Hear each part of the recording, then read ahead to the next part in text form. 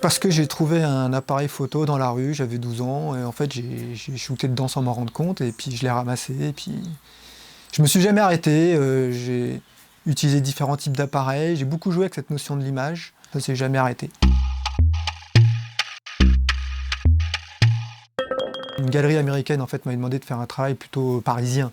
Je suis allé au Trocadéro et voilà, j'ai eu de la chance, un petit peu la magie, comme ça se produit assez souvent en photo. C'était la canicule, il y avait les grangers, ça me ramenait à mon élément qu'on retrouve un petit peu dans le reste de mon travail, qui est l'eau justement. Et voilà, du coup j'ai joué un petit peu avec ces images, mélanger la tour Eiffel à l'eau, le principe des vacances, parce que dans mon travail, en fait, il y a un lien assez fort avec les vacances, pas en tant que vacances, mais en tant que souvenir.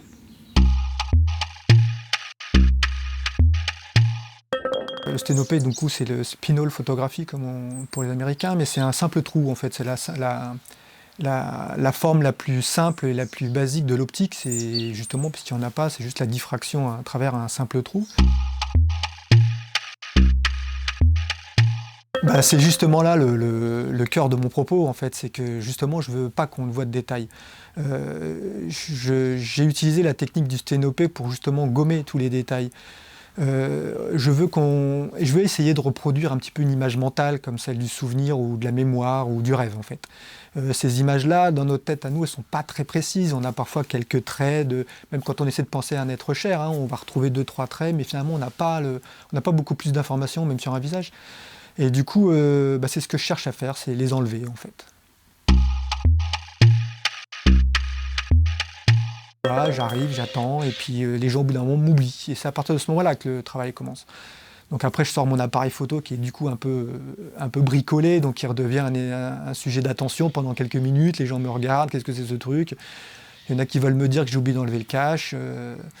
Voilà, et puis une fois que cette petite prise de contact est passée, que les gens m'ont à nouveau oublié, là je peux commencer à travailler. Donc c'est facile parce que j'ai que attendre. Et puis après, il faut cadrer. Bon, il y a une petite phase technique parce que le sténopé étant très sombre, il faut que l'œil s'habitue, donc je passe beaucoup de temps comme ça, avec un œil caché. Je dois être un peu bizarre.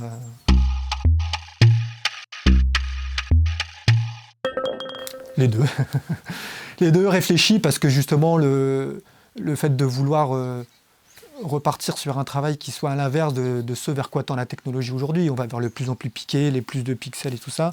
Et justement, je voulais aller à l'opposé de ce système-là. Je voulais qu'on reparte vers des images un peu plus abstraites, un peu plus simples, un peu plus évanescentes, pour justement reparler de mon propos de rêve et de souvenirs.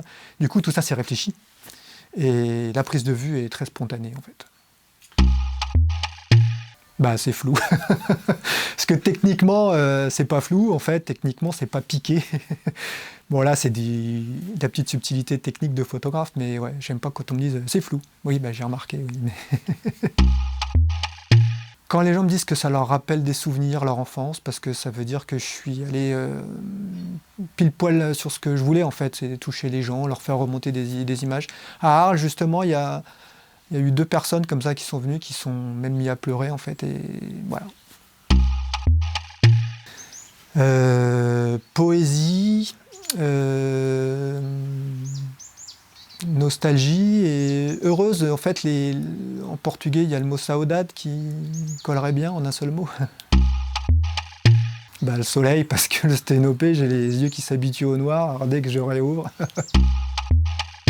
Un sténopé depuis l'espace, peut-être. Le béton, je travaille beaucoup sur un petit peu des feuilles de ciment ou de béton et arriver à projeter l'image dessus. En fait, je ne veux pas imprimer dessus, je voudrais que ce soit dans la matière, et ça c'est un peu plus compliqué. Quand on est solitaire, il manque du monde, hein. Donc il ne me manque pas du monde en soi, je pense qu'il faudrait que je sois un peu moins solitaire parfois, parce que voilà, les rencontres c'est important quand même. C'est le yin et le yang, hein. L'un va pas sans l'autre, mais...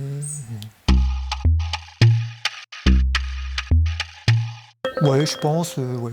Poésie, médias, ouais. J'aimerais bien en être un, ouais. super. Bah tant mieux, hein, avec plaisir. Hein. Ça te va? Ah ouais, carrément, c'était chouette.